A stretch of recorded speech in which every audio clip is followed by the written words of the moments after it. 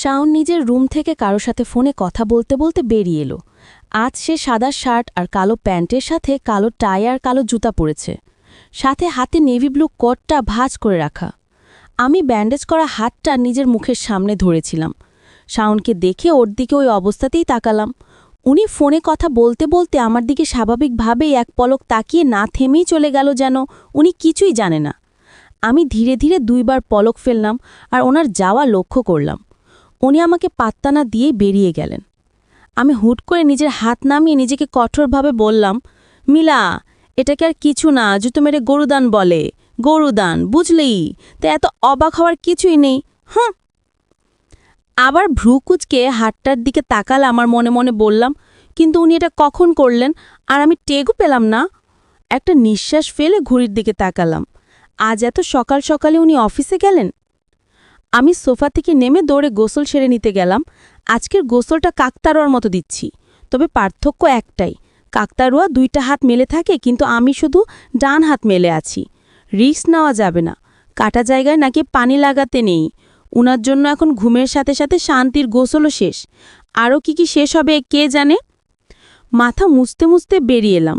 বাহাত দিয়ে মাথা মুছে শান্তি নাই। বিছানায় বসলাম, তোয়ালে রেখে চট করে পাখি 2টা বের করলাম। কেন জানি না, কিন্তু এই 2টা সত্যি অনেক ভালো লাগে। আজ আবার সন্ধ্যায় সময় ছাদে গেলাম। ফুরফুরে বাতাসে অনেক ভালো লাগছে। আজ অনেক বাতাস, হয়তো রাতে বৃষ্টি হবে। যদি ভিজতে পারতাম। গ্রামে কত ভিজেছি। গ্রামে কাটানো সবগুলো মুহূর্ত চোখে ভেসে উঠল। বিশেষ করে কমলা হলুদ রঙের কৃষ্ণচূড়া ফুল গাছটার নিচে শুয়ে থাকা, আর ফুলগুলো হালকা বাতাসে এসে আমার মুখে পড়া। আজ যদি বাবা মা বেঁচে থাকতো, তাহলে কি আমার জীবনটা অন্যরকম হতো? নিজেকেই নিজে প্রশ্ন করলাম। হয়তো হতো, হয়তো হতো না, কিন্তু এই গরিলাটাকে তাহলে জীবনেও বিয়ে করতাম না। সাথে সাথে শাওনের গাড়ি গেট দিয়ে ঢুকলো।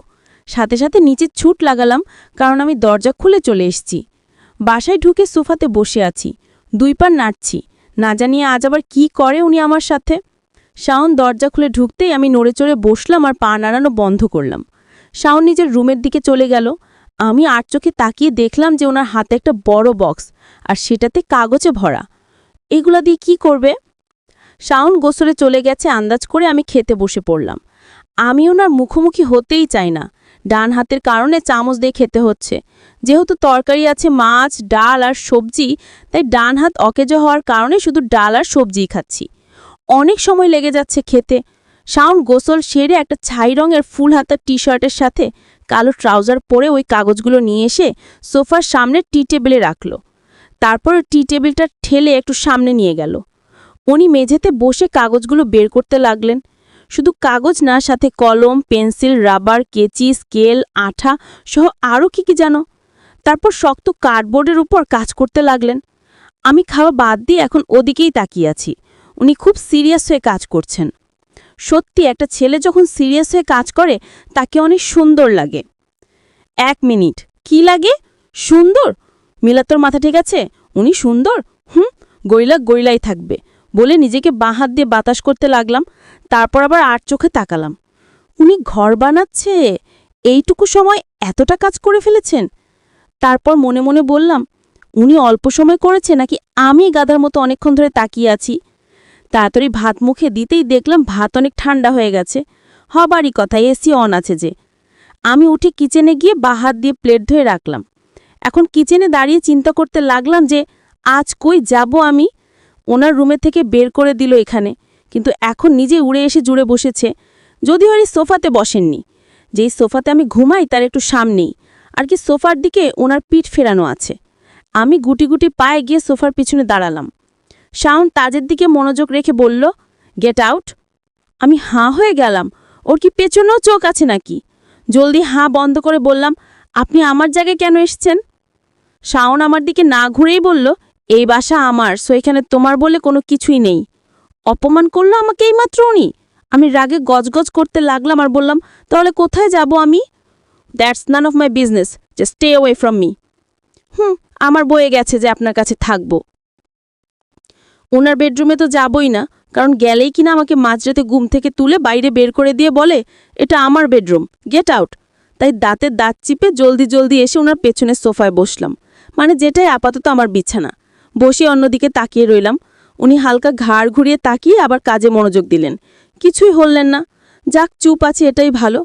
আমি আর চোখে আবার ওনার কাজের দিকে তাকালাম। সত্যি কাগজ দিয়েও এত ভালো কিছু করা যায়। সময় গড়িয়ে 10টা, তারপর 11টা। শাওনের সিরিয়াসভাবে কাজ চলছেই। আমিও খুব সিরিয়াসভাবেই দেখছি। এটাই তাহলে আর্কিটেক্টদের কাজ। শাওন তাহলে একজন আর্কিটেক্ট? চোখ বড়সড় করে তাকালাম। ঘুম ঘুম ভাব আসছে, তাই ছোট বারিশের মতো জিনিসটা মাথার নিচে দিয়ে ওনার কাজ দেখতে লাগলাম। আর উনি কোনো ক্লান্তি ছাড়াই কাজ করে যাচ্ছেন বলে অবাক হলাম। কখন ঘুমিয়ে গেছিলাম টেরও পেলাম না। সকালে চোখ খুললাম, উপরের দিকে হালকা সবুজ ছাদ চোখে পড়ল। ঘাড় ঘুরিয়ে টি টেবিলে চোখ রাখতে খেয়াল করলাম শাওনের তৈরি করা মোটা কাগজের বিল্ডিংটা পুরো কমপ্লিট। ডিজাইনও উনি সুন্দর। 7তলা বিল্ডিং। বিল্ডিংটার গা দিয়ে সিঁড়িটা যেন লতাপাতার মতো পেঁচিয়ে উঠছে। হোয়াইট আর অফ হোয়াইট কাগজ মেরে তৈরি বিল্ডিং, সত্যি সুন্দর। এক মিনিট, আমার পায়ের কাছে ভারী ভারী কেন লাগছে? চোখ নামিয়ে তাকাতেই অবাক হলাম। শাওন ঘুমিয়ে আছে, তা আবার আমার পায়ের উপর। আর কোনো জায়গা পাননি। সোফা ছোট বলে পা টানটান করে রাখাই যায় না, তাই এমনি শান্তি নেই। তার উপর আবার এই নবাব শুয়ে আছেন, পা ঝিঝি করছে। কি করব? ডাকলে কি আবার রেগে যাবে? উঠে বসতেও পারছি না, কি করব বুঝতেও পারছি না, তাই শুয়েই রইলাম। পা হালকা নড়াচড়া করতে চেষ্টা করতেই শাওন ঘুমের পরে পাটা আলতো করে টেনে নিল। আমি এই কাণ্ড দেখে অবাক হয়ে হাঁ করে মুখ থেকে একটা হাঁ ছাড়লাম। 30 মিনিট হলো মহারাজ এখনো ঘুমাচ্ছে, আমার পায়ের উপর। আমি ওর মুখের দিকেই তাকিয়ে আছি, যদি একটু উঠত, কিন্তু উঠার নাম নেই। ঘুমিয়ে থাকা অবস্থায় দেখে মনে হয় কতই না নিষ্পাপ সে। 7:30 বাজে। কত রাত অবধি কাজ করেছেন, তাহলে এখনো ঘুমাচ্ছেন? কিছুক্ষণ পরে উনি মাথা নাড়িয়ে চোখ খুললেন। আমি ওনার দিকেই তাকিয়েছিলাম, তাই চোখে চোখ পড়ল। আমি সাথে সাথে চোখ ঘুরিয়ে অন্যদিকে তাকালাম।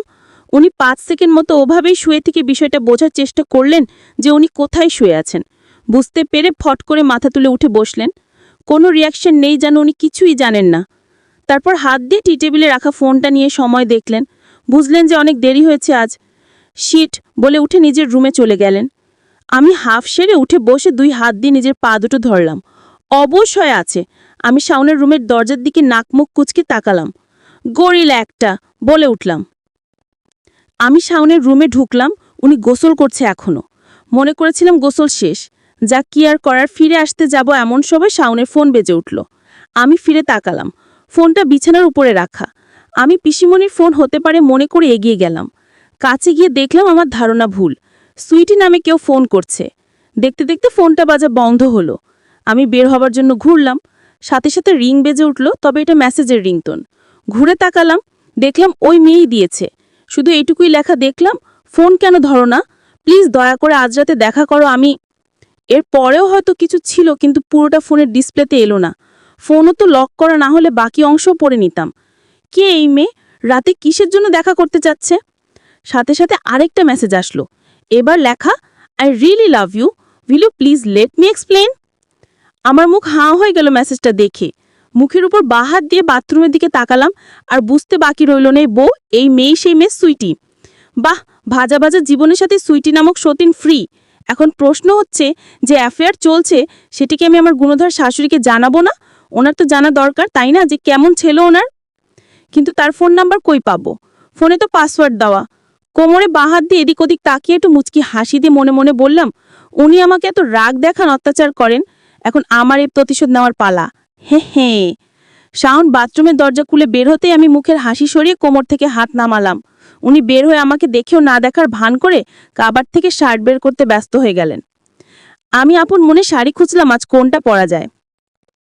শাওন ঘড়ি পড়তে পড়তে আমার ল্যাগেজের দিকে তাকালো, তারপর আমার বাঁ পাশে এসে দাঁড়ালো। আমি ওনার কালো জুটার দিকে তাকিয়ে আস্তে আস্তে ওনার মুখের দিকে তাকালাম। উনি আমার ল্যাগেজে কি দেখছেন?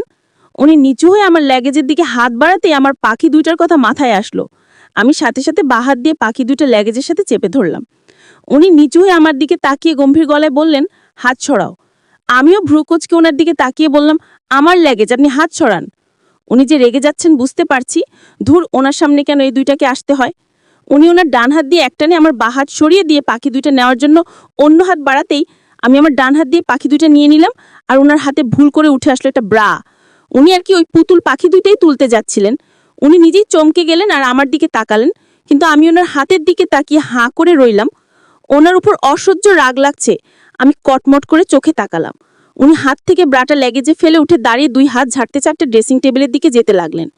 আমি আরও একগুণ বেশি ক্ষেপে বললাম, আপনার কি লজ্জা শরম কিছুই নেই? মেয়েদের ব্যাগে হাত দেন।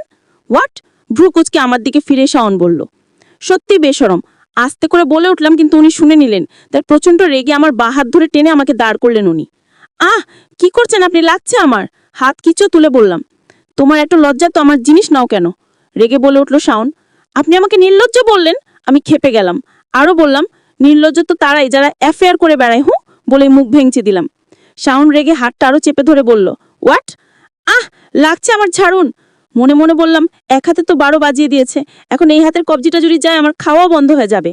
উনি কঠোর চোখে তাকিয়েছেন আমার দিকে, তাই আমি রেগে বলে উঠলাম, ভালো ভালো হাত ছাড়ুন, না হলে কিন্তু।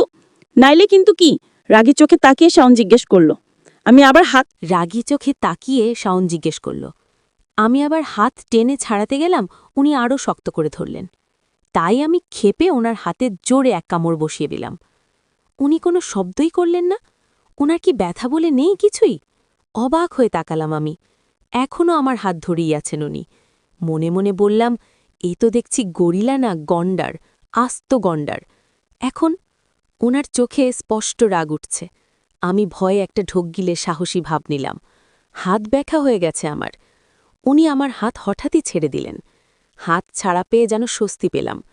হাতটা ঝাড়তে ঝাড়তে মুখ ঘুরিয়ে চলে যাবার মুহূর্তে উনি আবার আমার বাম হাত ধরে টেনে আমাকে বাথরুমের পাশের দেয়ালের দিকে ঠেলা দিলেন। কিছু না বুঝে অবাক চোখে তাকালাম শাওনের দিকে। কিছু বুঝে ওঠার আগেই উনি আমার কাছে এসে ওনার বাম হাত দিয়ে আমার চুলগুলো ঘাড় থেকে সরিয়ে দিলেন। আমি চমকে উঠে বললাম, কি করছেন আপনি? শাওন রাগ মিশ্রিত চোখে তাকিয়ে বলল, এবার আমার পালা।